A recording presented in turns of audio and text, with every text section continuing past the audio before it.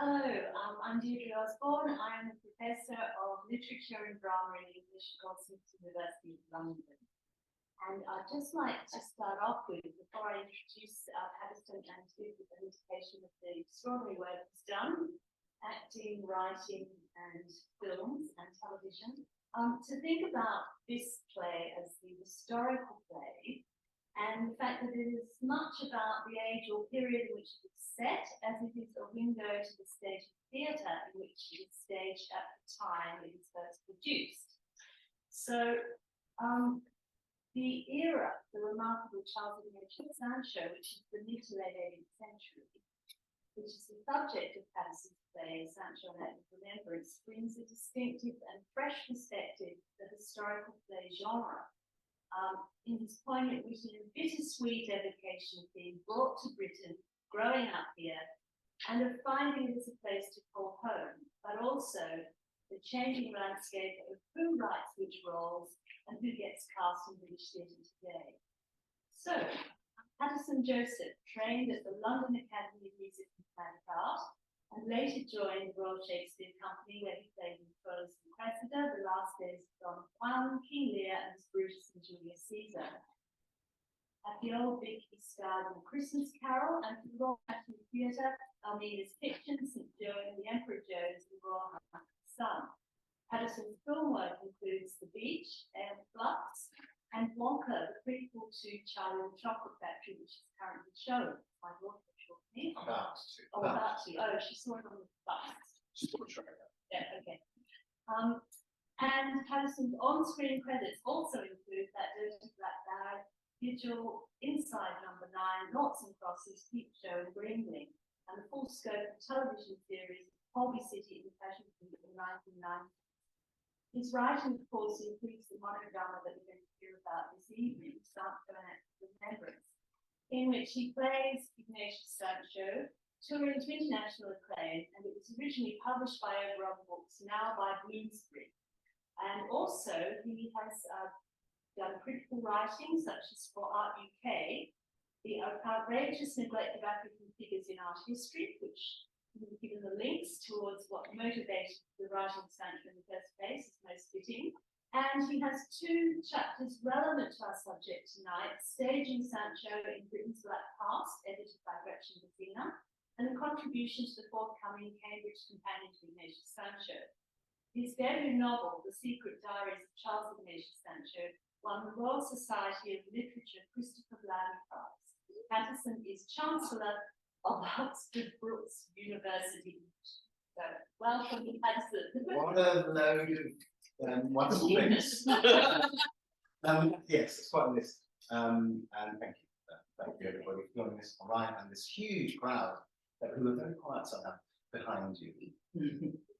All right, so Paterson, because we're going to do the sort of actor, play, novel trajectory, may I start by asking you, by quoting from what you put in the preface to the play, we may want to absorb the attractive, potent history of another, but in the end, we may find that we can only really stand firm on the foundations of our own distinctive story. So how did you come to this story, and how has it become a foundation for you in the way to stand on as a writer? Right, well, the beginning of my journey was the selfish actor's journey of wanting to find a character that I could play in the theatre and win the Olivier class. So I basically, no lie, dug into the history about 1999, born and bred in London, and had heard rumours that there were black people in England before the 1940s, but see no evidence of it in anything I'd ever read or seen on screen, and nothing I'd been taught. And I found there was very little in 1990. There was a website by a wonderful guy called Bricken Carey, who had a few figures on there. But the first time I came across anything solid about Black history was a book which has just been republished called Black England, which is by Gretchen Gertziner, an American historian and writer. And she had started with Roman Britain. And I really was checking the back of this book to see who the published this, whether this was a legitimate publication, because I've said this before. I've had people come up to me, you know, with bad photocopies of Beethoven, claiming, of course, he's black. But this one was obviously very legitimately published. And to take me back, someone who was about 37 at the time, 35, 36, something like that, I had a shock to realize that there were Africans living in Britain, part of the Roman cohort that came with Septimius Severus, who was emperor of the Roman Empire and came to govern England in the 3rd century AD. Septimius brought his wife, Julia Domna, who was herself from Syria, and their 2 sons, Gaeta and Caracalla, who was a terrible butcher, some steeple things. North of the wall. And I co-wrote a amazing David Reed called Severus. But this is a history I'd never known. And I was not only sort of gobsmacked by it, I was outraged. I didn't hear these stories, and they were great stories. And then she talks about John Blank, who's a trumpeter for Henry VIII, very famous trumpeter who's on the tapestry, a cloth of gold tapestry. Such a good trumpeter that he asked for double his pay, which was 8 pence. 8 pence a day, which was the highest you could pay an artisan. And he got it, 16 pence. And not only that, when he got married, Henry VIII gave him a wedding gown. So these stories were just blowing my mind, these black tutors that I'd never heard of. And these are the famous ones. There were others, of course. And then we have, you know, a decree by Queen Elizabeth I, she doesn't sign it, but a Privy Councillor, called Cecil, certainly works up a decree that says basically one of the reasons the economy is tanking is that there are all these black people fluttering up the town. So they decree that they should be taken away and leave the land. And even though that they tried that twice, to me that was a story that I should have known, given how much Shakespeare I'd done, given how much I'd studied that Elizabethan period, until it occurred to me that my history has been curated. That our national history, which is our national story, has been curated.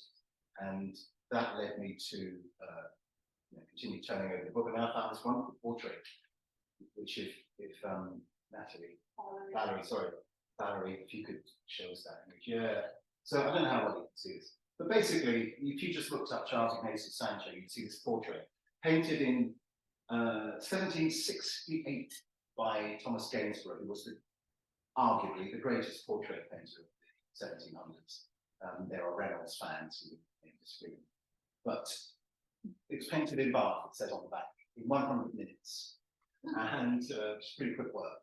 But when you look at it, it's a performance. Gainsborough and Sancho are performing. He's got his hand in his waistcoat, which is a sign of a man of leisure. But he was a valet to the Duke of Montagu. Dukes of Montagu worked with the king very closely. And you look at the braiding on his waistcoat, and it's gold. And you look at the buttons, which just ping out. He's got a dark frock coat, which might be blue. And then you look at the cravats, which is whatever pigment Gainsborough was using. It was extraordinary because it just shines out like a beacon. And then the face of this man just caught me. I saw this in black and white initially. And his face sold it to me because I was wondering what he was thinking. Here's a man who is in the midst of the transatlantic enslaved Africans trafficking. And he's party to that because that's where he was born. And yet, look at him now. And so you want to know, what is that story? And that face says everything. As the eyes are quite liquid, they're sort of almost as if he's had a glass of port against them and laughing away. He's a musician and a composer, Sancho, and Gainsborough had aspirations to be a musician. And he thought he was quite a good musician, but he stank. But he would have had a great old time, Sancho.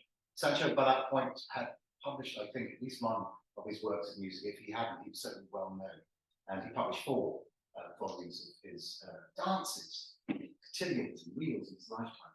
So you think about that and you think, wow, that's extraordinary. But how?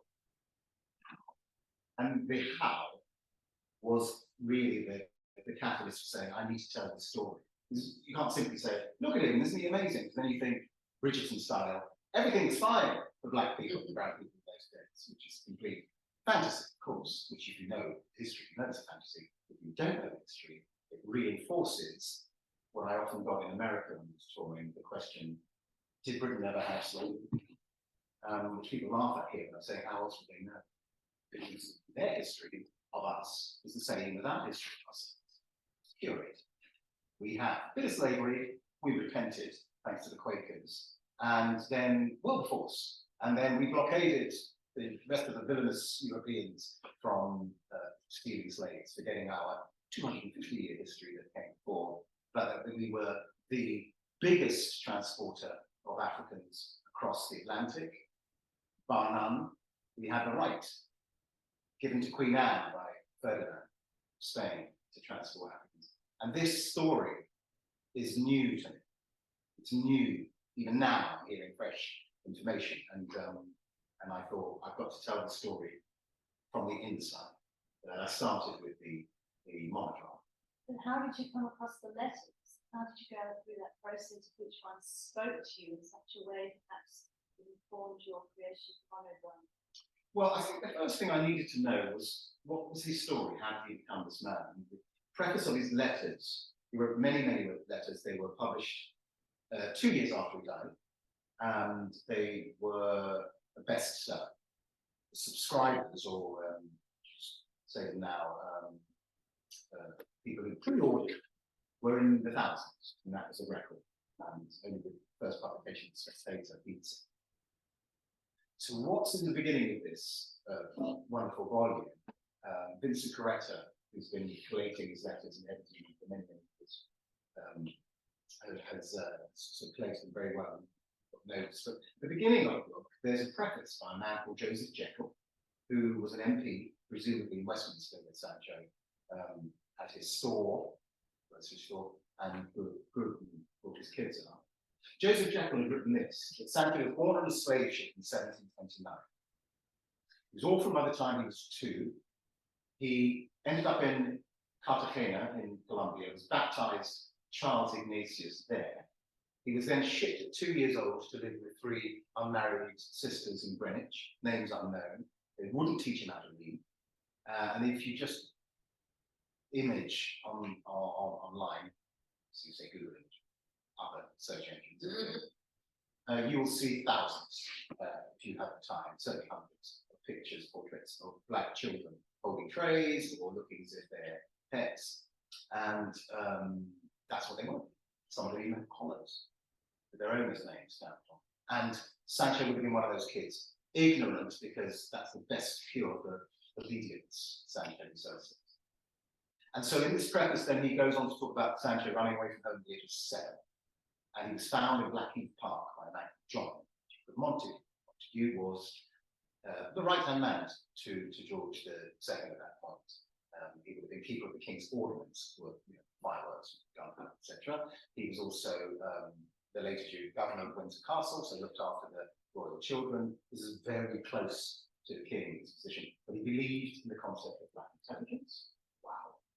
And he then gave the boy books secretly. Sancho grew up to be, as I say, a musician, a composer, an actor, briefly, with David Garrick, who I guess Lambda students will have been vaguely familiar with. He was the first naturalistic actor. Most actors stood in front of the stage and turned not even 3/4 like they talked, right out and just boomed out in great mellifluous tones, chunks of speeches, whereas he turned in, he had character, he had some sort of psychological journey with his character, and Sancho acted with him briefly. He was always obese, says himself. Sancho the fat, calls himself. Sancho the big, a man of the convexity of belly, false loves it. Very self-deprecating in many, many ways. And then he, because he couldn't work for the Montagues later in life, he took up the position of a grocer in Westminster. Quite a compromised position in 1772 or thereabouts, since if you're going to live in King Charles Street, or Charles Street it's called, right next to Downing Street, and you have a grocery store, you can only sell certain kinds of goods. You're selling tobacco, you're selling tea, coffee, you're selling chocolate, and you're also selling sugar, flavors. So compromised. And yet, because he had property, he could vote. There were no laws, racist laws about voting. There were laws about women owning property. So that argument was out of the way for a while. And he voted twice in 1774 and 1780, the year he died, tender age of 51. He left a wife, Anne, and he had 8 children. I think 5 were still living by the time he passed away. So that's his story in a nutshell. And as I say to audiences when I do my show now, not this show, but the new one, with Sancho, that's a bunch of facts. And I might remember some. If I quizzed you about it, you might remember 2 things.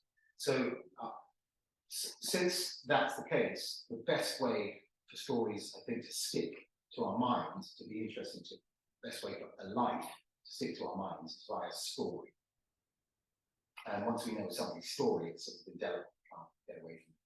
So I started with a monogram. Yes, because you said I wanted to get people as excited as I was about Charles Ignatius Sancho's life. They needed to meet him. Simple, but how? The answer came to me almost immediately. A monologue, the purest form of theatre, one person, the audience works. And so, in terms of how you then built this monodrama, and that it was a monodrama of people with so many characters, I mean, it's a very complex social landscape that you refuse to work with. So how did you go about it? Were you thinking of a mosaic of different sorts of parts of his life, or did you write it down like a narrative and then dramatize it? What was your approach? Well, much more chaotic.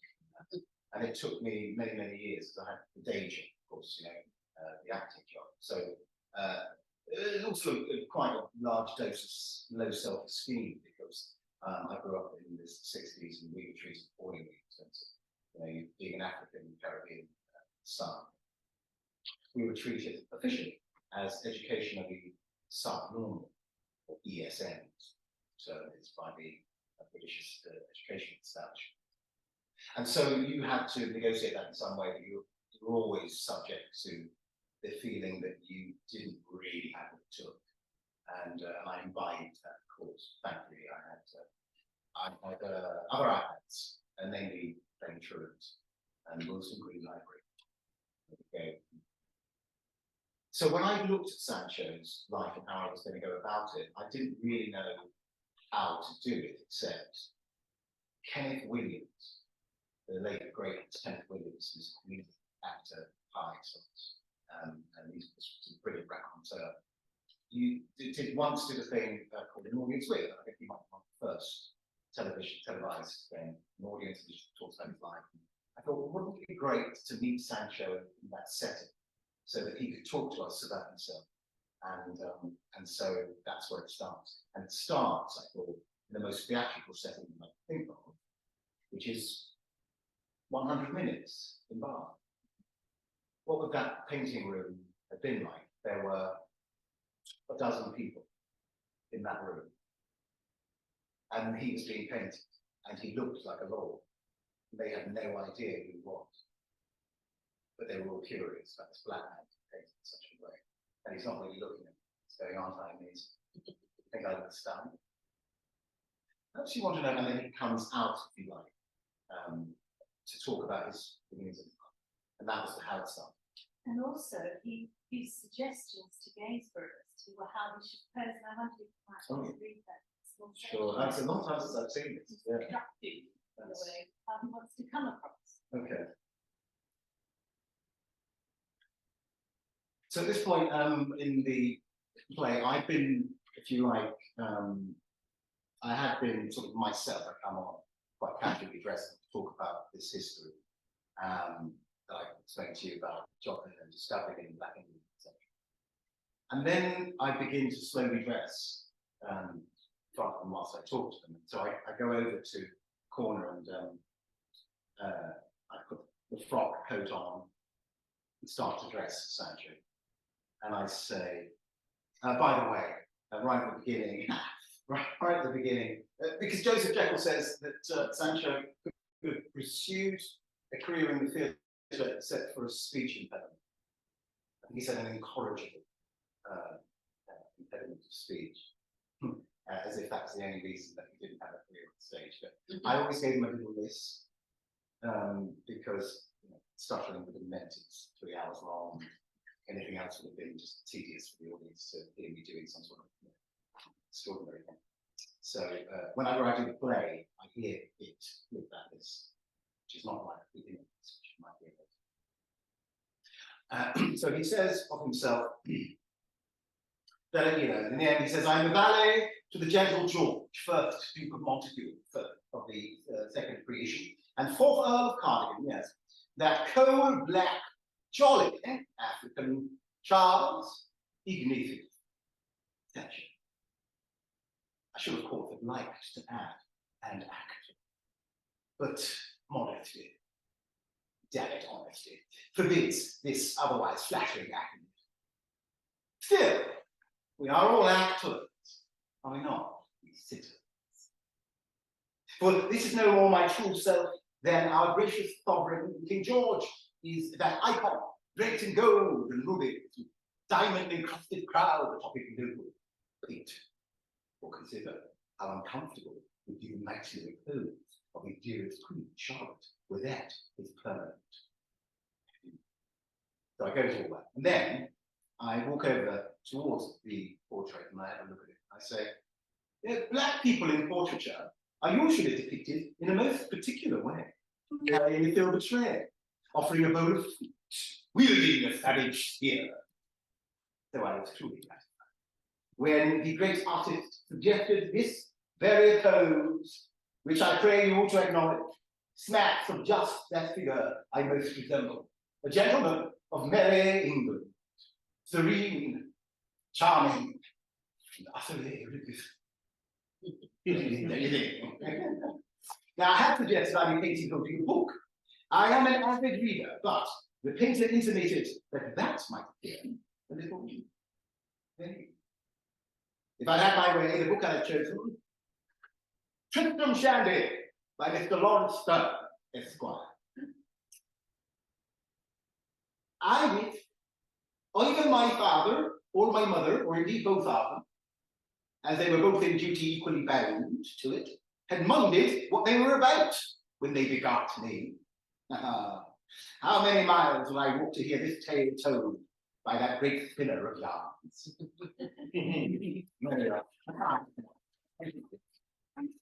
You mentioned that the device of the author, as is known, comes on as clearly you, Yes. and then at the end you have the actor. Yes. And I wondered how you came about using these dramatic devices, given, I assume you might want your play to be revived, and indeed played by another person. Yeah, I thought it only a little bit. I mean, I thought of it as being my play, and that if somebody wanted to take it up, all they had to do was change the name at the beginning, but it would still be the author. How that would work, I don't know. I haven't seen that yet. So that device, if you like, was really just about breaking. Because when I first did the play, when I first constructed it, the National Theatre Studio was kindly given a week to develop it there with my wonderful composer, who's still with me, still doing stuff with me, Ben Park. This would have been way back in 2010. I started literally the audience coming in with me already set as Sancho. But when I finished the play, I get this question which just made me go, what? Which was, is this true? And is that history, or have you just made this up? And I thought I've got to establish somehow that this is real, so I come on as myself. And then I've sort of further developed that with the new show, Sancho and Me for One Night Only, where it is really an investigation into his life, how his life intersects with mine. But at the beginning of the play, I wanted to establish this is true, this is what I found. And it sort of helps the audience just know what they're watching, know what they're looking at, without me having to explain it. And also the psychological aspects of Sancho. What's the difference between having written a play that you embody and you are conveying truthfully as though you've never said those words before, but then when you make a novel, Yes. you've got a lot more time and space to sort of elucidate what might be the inner, intimate thoughts. Well, I mean, you said it really. The difference, no, that's great, because the difference between this performance and the performance of his music, just said it's dance music, he writes dance instructions. Each gentleman turn his partner, balance, and rigadoon step.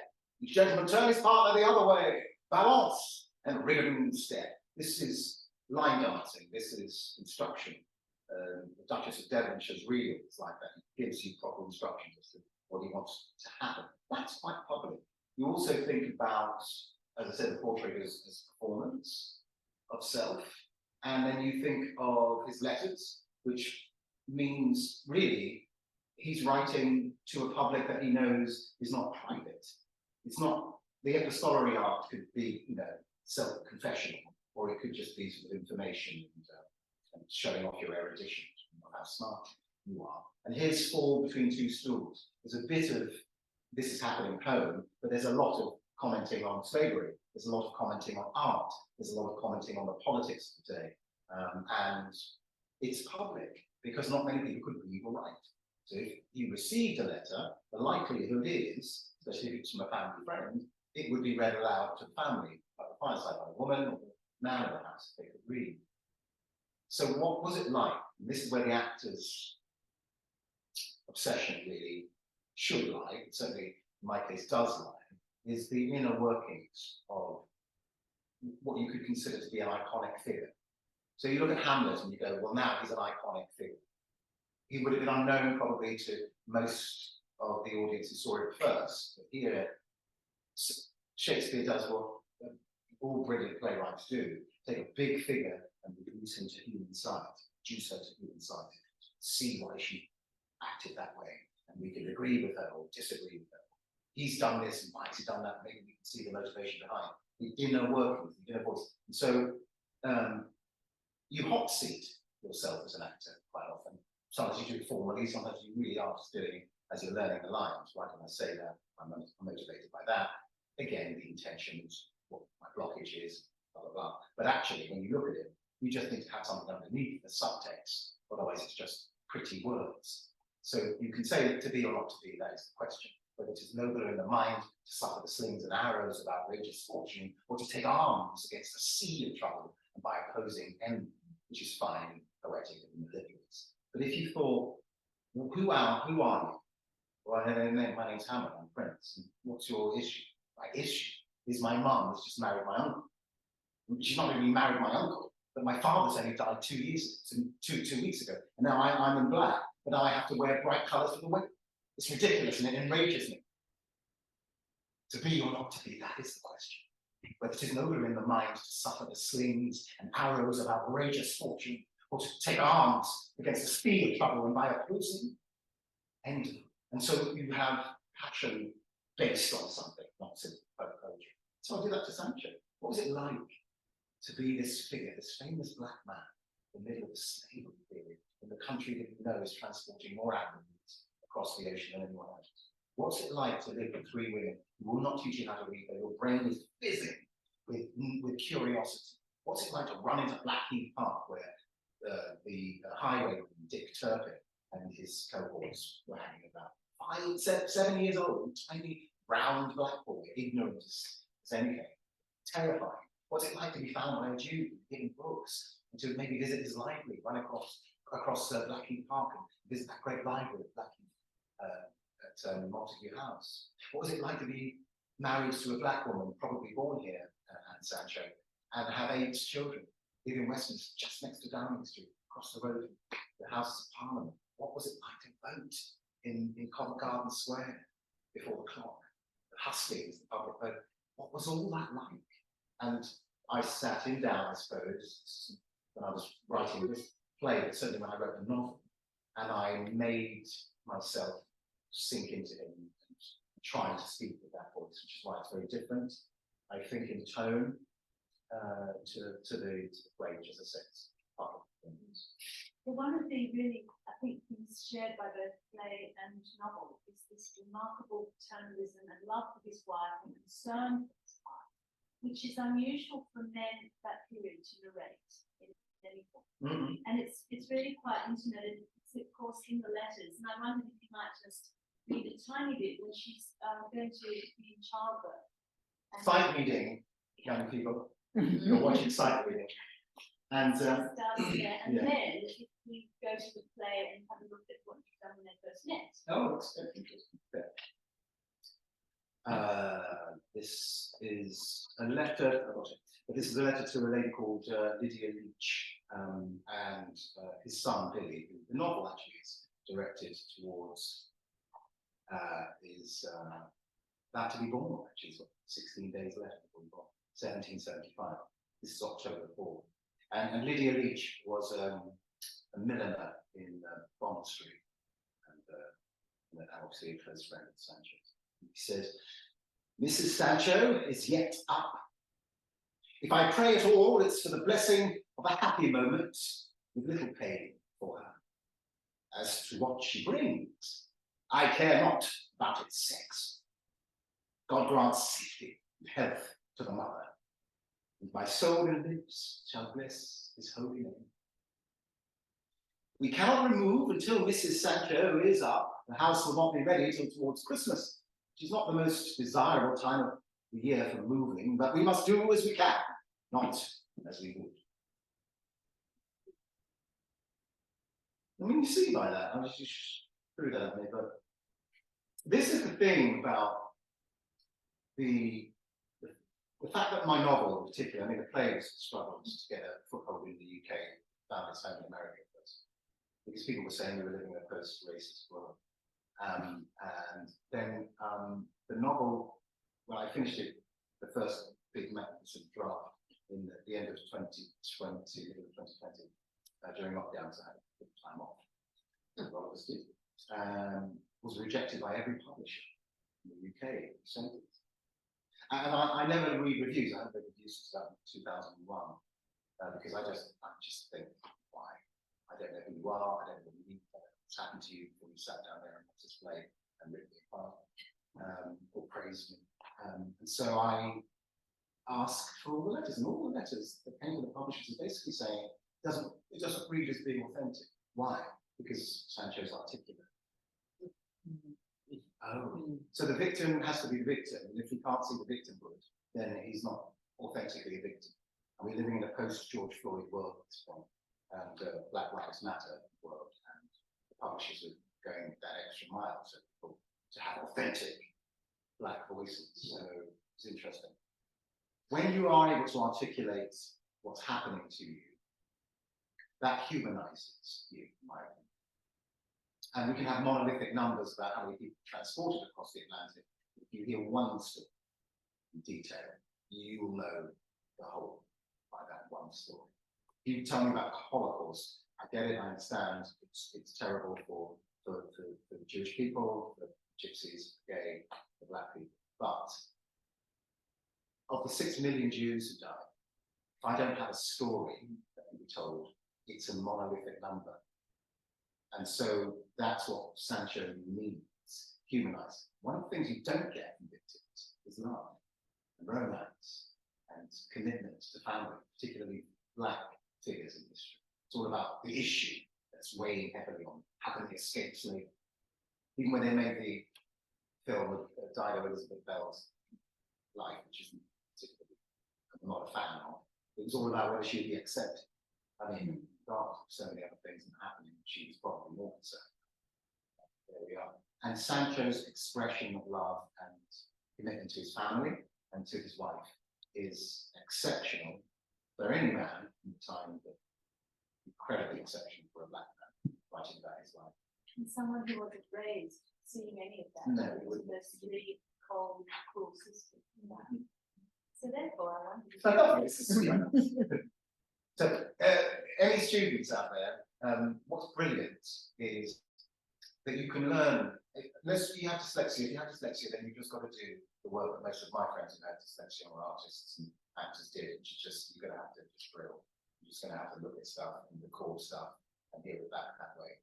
But if you have the ability to read, not just on sight, but the description you'll have, frees you up. So the thing to do is practice on any old thing. Grab a book off the shelf and just read it out loud. Get a play, read all the parts out loud. Play you don't know, just read it out loud and guess. More and more as you get through, you sort of guess and feel what it might feel, what it should be like. And it's a really great exercise, especially when you don't have to work. Still hone your instrument by being able to do sight reading. And then I'm going to stumble all over it and you're going to go,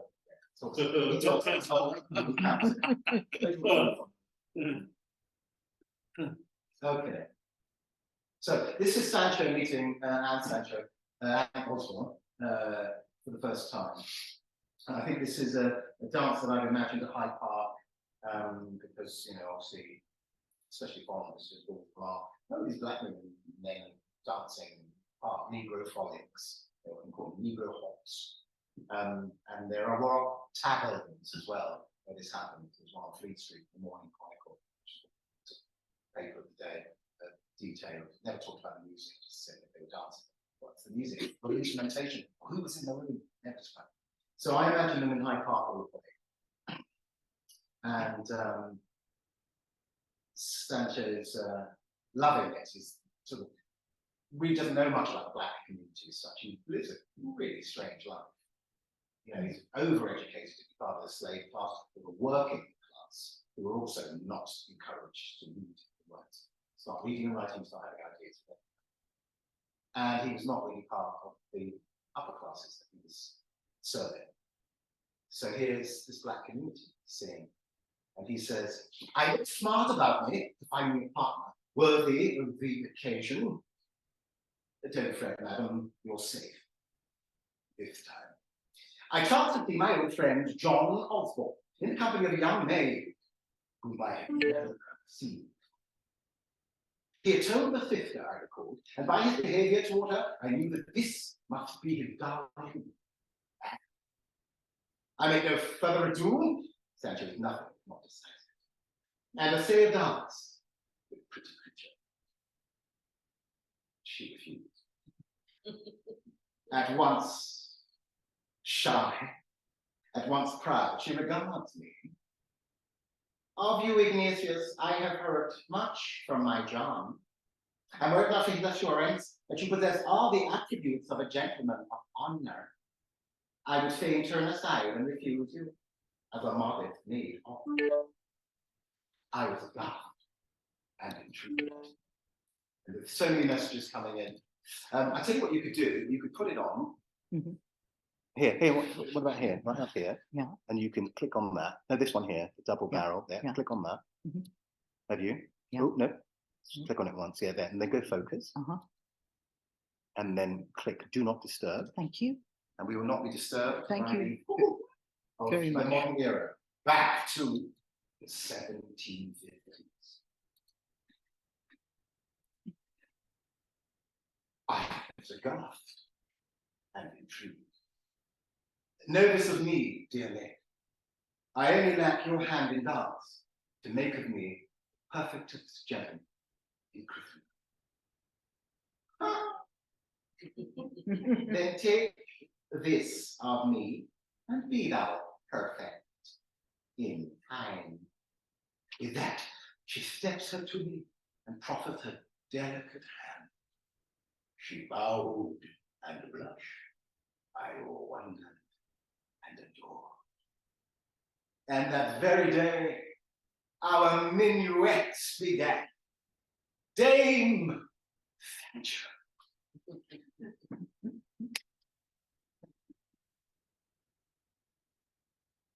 I guess we'll turn to that question in a minute, but you have a novel here. I do have a novel. And I just wondered if there is a particular. Now this I do.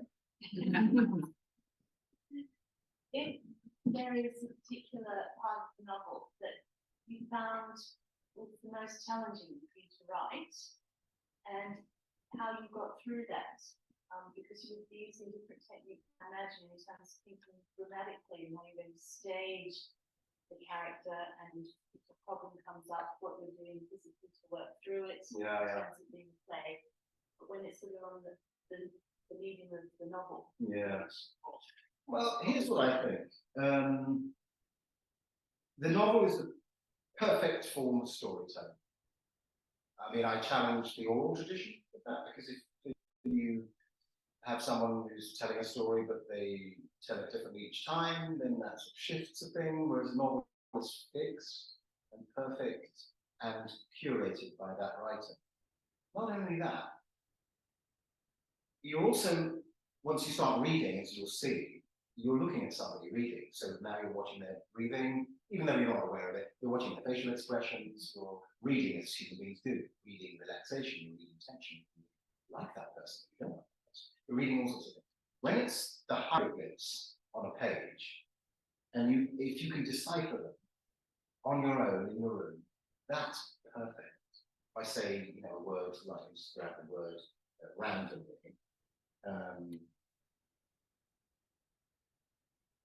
Wow. Eyeing.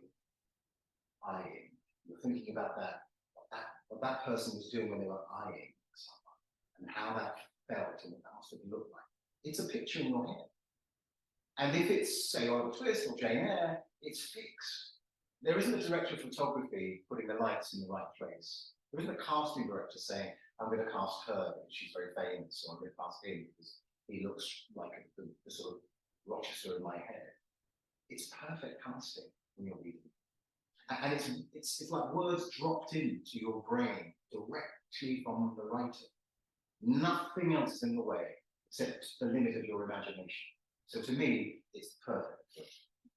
So that's why I've written it in this form, why I think it's superior to the theatrical. And I want to read from the beginning because I think it was the most difficult and the first thing that I wrote. I wrote it probably 2 years before I had time to dig into the novel. The preface is a newer edition, but it'll become clear as I read it. The whole novel starts with an epigraph.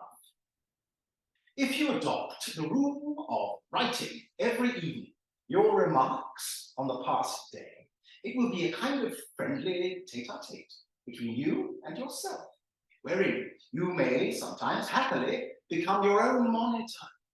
Hereafter, those little notes will afford you a rich fund, whenever you shall be inclined to retrace past times and places.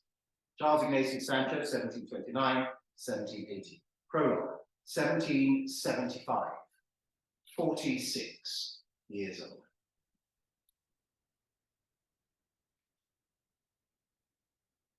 Time away from one's diary is as valuable as a little time away from one's lover. Absence not only softens the tender feelings towards the beloved other, it also provides the benefit of perspective that renders the object of affection so much more precious and beautified. So too, with quill, ink, and leaf, I reunite my body with my mind. The pleasure this act gives me has grown rather than diminished, for I speak and write to purpose now. I seek to lay forth a history that speaks of all the truths of my life up to this present day, to survey, like the architect of my own life, the line I followed that brought me here, my history. Not chaotically rendered as in my earliest diary entries now, as I see them now, put together to make sense of the whole. This for you, my son, William Leach Osborne Sancho.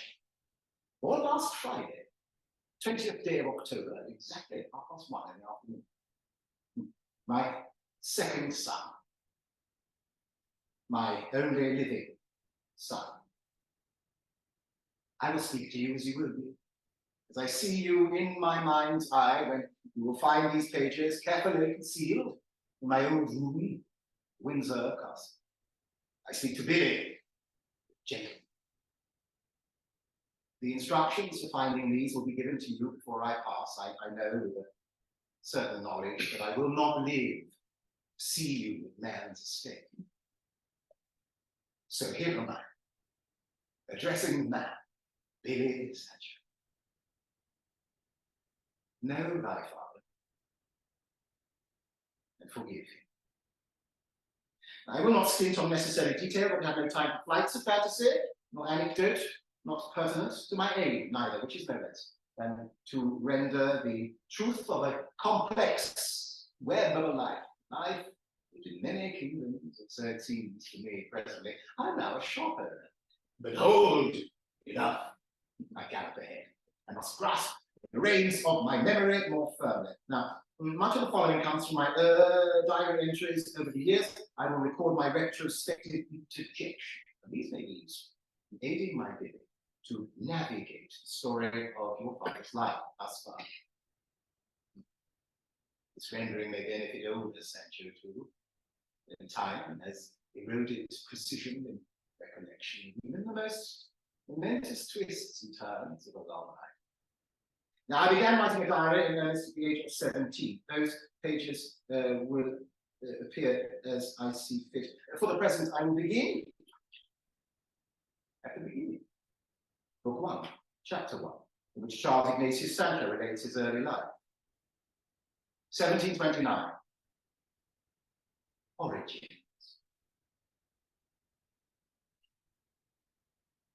I had, on reflection, little right to survive.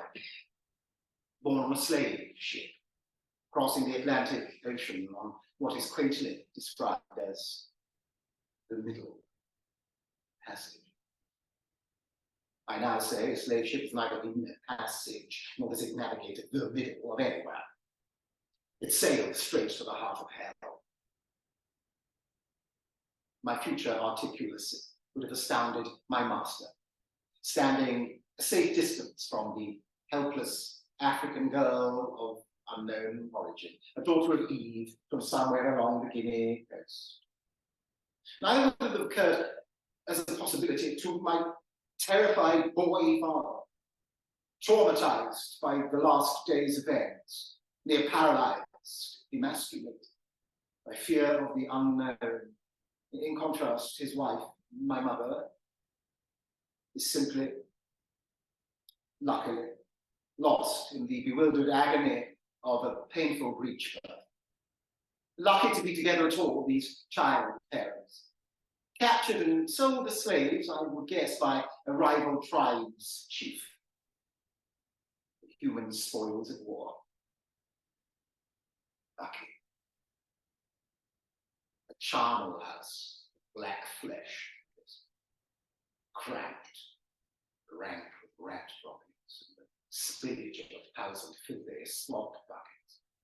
Filth amassed over the 15 years of this ship's barbaric life, a life spent plying its brutal, unfeeling trade between the pestilential slaughterhouses of the Guinea or slave coast, and the slow death of plantation life that awaited the cursed souls who were doomed to never return home, neither they or their offspring. Permanently lost tribe. Let us roam, leaving the child parents to their agonies. For a moment, let us venture to the next deck. Down. No, not that lower mezzanine deck, that one's for the piccaninnies. Oh, they can really pack them in there. Conveniently small, these little ones. They hardly complain at all, simply lie in stupefied terror. All the better. Much less trouble that way. Quiet. We need to look at the lowest deck. We find the men's quarters, quite the largest space in the ship. Roomy. Or at least it would be. If 300 men were not crammed so tightly head to toe, that no room could be afforded for the slightest movement, without feeling the calloused skin of the stranger's feet, or the tangled woolly roughness of the hair of one's neighbour, pungently ripe with sweat, and the acrid smell of fear and death.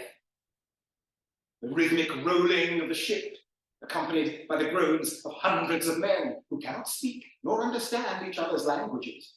Divide and rule starts early in the seasoning process. Yes. That shameless word, for the conditioning for a life of slavery that the white and black traders along this treacherous coast give to the slave apprenticeship. An apprenticeship that starts in earnest once the enslaved soul has reached their destination, usually a plantation of one kind or another. There's cotton, sugar cane, tobacco, crops that bring regular commerce. Where will your cruelty end? Let's hurry back up to the birth cabin. Our young mother-to-be is about to bring our main subject forth. Past the mid-deck, with the women and young girls' deck, half the area of that of the men, and made more uncomfortable for them by the fact that some are in stages of pregnancy, akin to Our Lady above, who now we see has expired. There is the dumbstruck master, the surgeon, charged with midwifery duties, utterly sullen. The near catatonic gaze of the frightened boy father, now without a soul, who knew him free, who has a fleeting notion to bolt from the cabin, perhaps to fling himself overboard, broken by the loss of his wife, his life's companion. Futile. He will be shackled below the rest. And what of the debris left in the wake of this storm of grief? The mewling, puking infant boy, soon baptized Charles Ignatius, growing strong and round, always round, in New Granada. On arrival, when first my father, your grandfather, saw that the colour of the majority of labourers on that benighted dock matched his own, he set his eye on a dozing overseer's unguarded scant, seized the man's sword, then swiftly slit the blade from his own guts to his heart before any had time to register the act. He died in merciful seconds, and my world contracted it again. For this, the story I have pieced together from the fragments I harvested from servants' gossip, the indiscretions of my guardians, my own meditations, my nightmares. My story is just that story, neither better nor worse than any enslaved author of Africanus.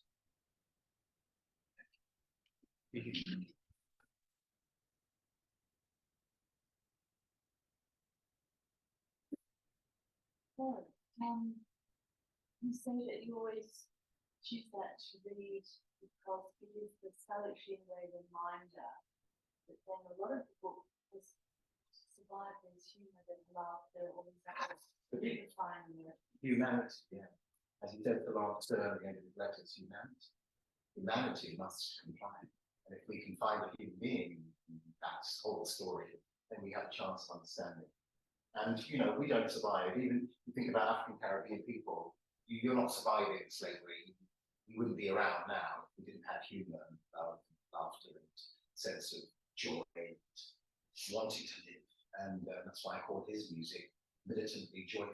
The refusal to write dirges, sad songs, heavy songs. He writes songs of life. So, we have some time for some questions. Yes, I think we'll take some from the audience in the first instance.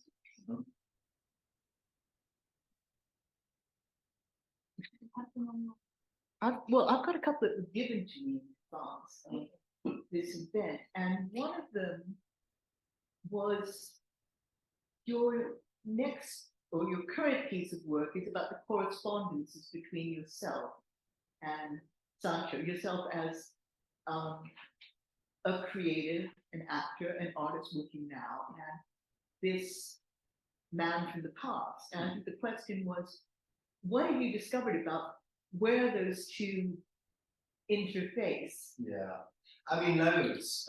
It's called Sancho and Me for one night only, because it's improvised partly every night. And by that I mean, I might say something like, know thy father and forgive him when I was about 14 years old, my dad would just turn the TV off and tell me stories about his life in St. Lucia. And his stories are always about daring do, about him fighting off this person, or enjoying the cowboy films and imitating the fights afterwards, or going fishing and being able to catch the biggest lobster, or his desire to have a fish farm. And he worked as a plasterer for the Brent County Council. I hadn't been home for about 25 years now. And I break out the story, and sometimes there are moments that I didn't know were coming. And Paul Ben Park, who's my composer, who's on stage with me at all times, just has to go with it. I mean, we've got certain things that we've got fixed, like we kind of know what we're doing with the Sling Ship. We sort of know what we're doing with what we call the Black Tar Tavern, which is a tavern in Fleet Street, tar meaning sailor, where he meets Anne and a whole host of people on the transatlantic world, and that music and that atmosphere. So when I do that, I remember my first reggae clubs, shabees, we called them in the 70s and early 80s, and that scene and how you danced and how you brought a woman to you to dance, and how slow that dancing was, and how Sancho had never seen anything quite like that because he'd been dancing minuets and now he's back again. So there's a sort of push me pull you, kind of flicking back and forth in time, and it seems to work really well. So we'll keep doing it, and we've only done it a couple of times, but it's sort of increasingly obvious that his life and mine, to my surprise, quite often, to my surprise, correlate in many ways. That's the genre in itself. Push Jumbo, Josephine Baker and me. Okay. Set Lushaminga, Nina Simone and me. Plagiarism is actually accepted. William Shakespeare is part of an example of that. Most of his plays are mixed from other people. No, I think that's absolutely right. It's part of the continuum. However, I couldn't find a way to do Sancho an Act of Remembrance because my information had caught up with me.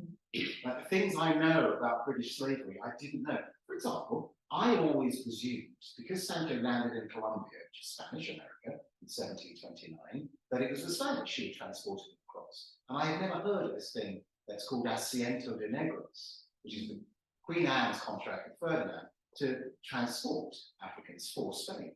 I had no idea until this year when I read Professor Hakim Hadi's book, African and Caribbean. I was nearly 60.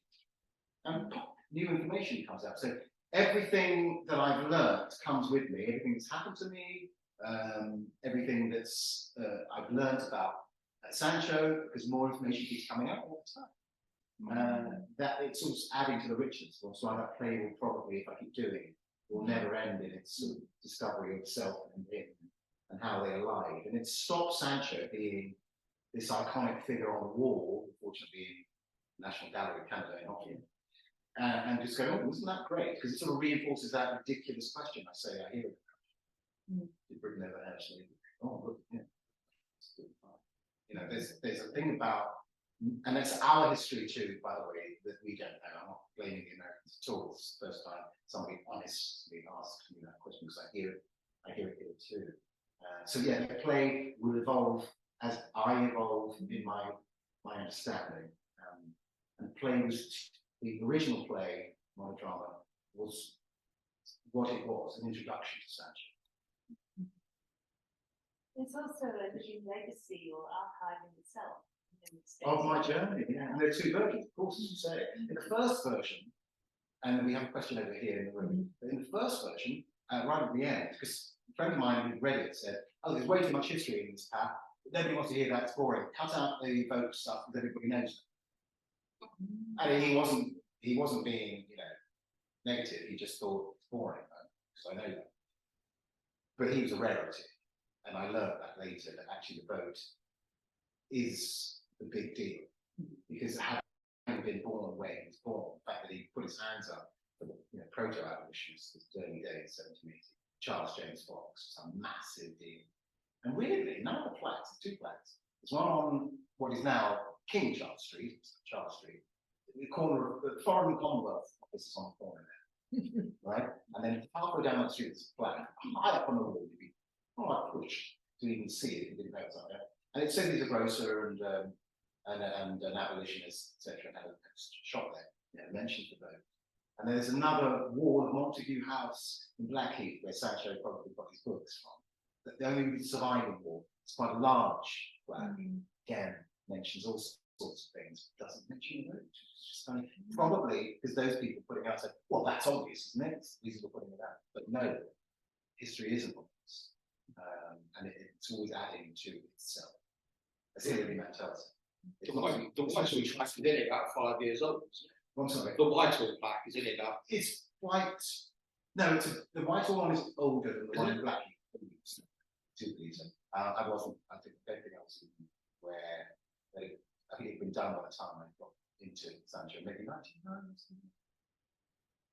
Thank you. So I've got two questions, but the first one is, it does seem quite extraordinary how much detail you've got into over time, and it is such an amazing achievement to have unearthed all this through whatever sources and scraps and you know.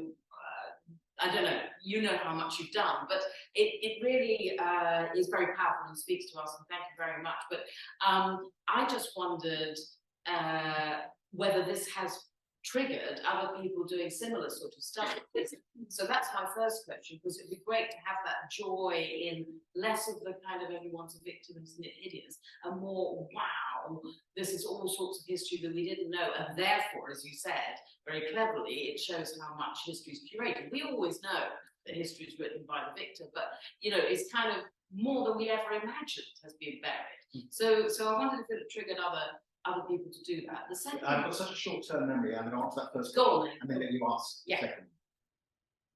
That's a great hope that it triggers what I said right at the beginning, before I even written it. When I was talking to other people and trying to get other writers to write it, because I'm not a writer, etc. That this is our history. And I knew this in 99, 2009. Again, looking, this is just not my history. This is our family history. The nation's family, right? We're accidentally born here. Some of us come here, but all of us just look, here we are. If I'd chosen, I wouldn't have been born in Park Royal, in northwest London. Sounds like posh things with biscuit factories. It's not worth it. But I would have been born somewhere like usually you can pick football trees, right? And the weather's always right. Listen. But this is us, we're a nation, and here we are propped together as a family. Families have to talk together, otherwise they're dysfunction, we know that. And so that hearing our stories, even the stories of trauma, are cathartic, they're necessary for us to not just sort of wash over history, but to understand it and go through it. You can't grow without knowing where your damage is. It's not possible. So we will always be a stunted nation until we deal with this history. And it's white and black people who want to shy away from it. So the white people, black people, certainly black people, don't really want to hear about slavery either. It's a downer, I believe. We want to talk about kings and queens of Africa and great kingdoms, and we ought to talk about them. But as I always say, you can't have a kingdom without subjects. So we can't all live in kings and queens. And not all of them goodies. But our history here in the West is very much predicated on slavery. Every resonance, how we live, is based on that. So we need to tell that story. We all need to sit down and hear it. Painful as that is. Any of this, and we're going to end up, you see what happens when people stop talking to each other. We see it. I don't even have to mention what's happening now. That's the end game.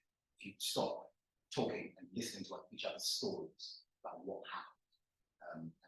That's the important thing for me, is that it's a catalyst for other people, white or black, young or old, to go search their own histories, build the bigger picture of our country and turn up that colour contrast when we look back before the 20th century. What's the second part? Well, the second part is actually segues brilliantly from what you just said, which is that obviously I saw the play right at the beginning when it was monologue, and then I bought the book and I haven't read it. So if I had, I might have the answer to this, which is, did he have some sense of an imposter syndrome? Because, you know, I feel guilty about the British involvement in Gaza at the moment, even though I had nothing to do with it, but it just feels so heartbreaking, as you were describing, that those anyway, that what's happening is happening, and it is the legacy from 1947. Now, he was living in a time, as you described, when slavery was everywhere and was acceptable everywhere. How did he navigate? Does he mention it, or does he just go, I'm living, and that's it? In the novel, Yeah. oh no, I mean, that's why it starts with the slave ship. But everything you see in contrast, you see the Sancho portrait again, if you wouldn't mind. Everything you see in contrast to this, that's subtext. Mm. You look at that, and you can, if you don't know anything, just go, oh, he looks like he was having all right all the time. But when you see him, then you realise how amazing a performance this is. Okay. And what a statement Gainsborough is making by this. So the slave ship is the context, is the background in which he will always live. The rumble of it, because music would always be there, even though he's meeting Anne and he's going, everybody says beautiful, and they have that wonderful scene together. I hope. I read a lot of Mills and Boon when I was a teenager. Teaching. I have older sisters, mate. I was 13, very lonely. Children, that is romantically for a discerning lady.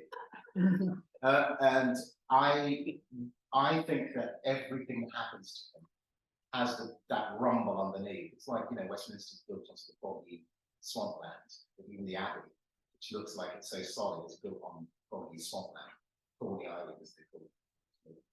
Shut up rivers, rivulets and things around it. You look at it, oh, that's fun, but actually it's based on very slightly rocky ground. And it's all the more magnificent for the fact that it is still standing all these years. And that's Sancho.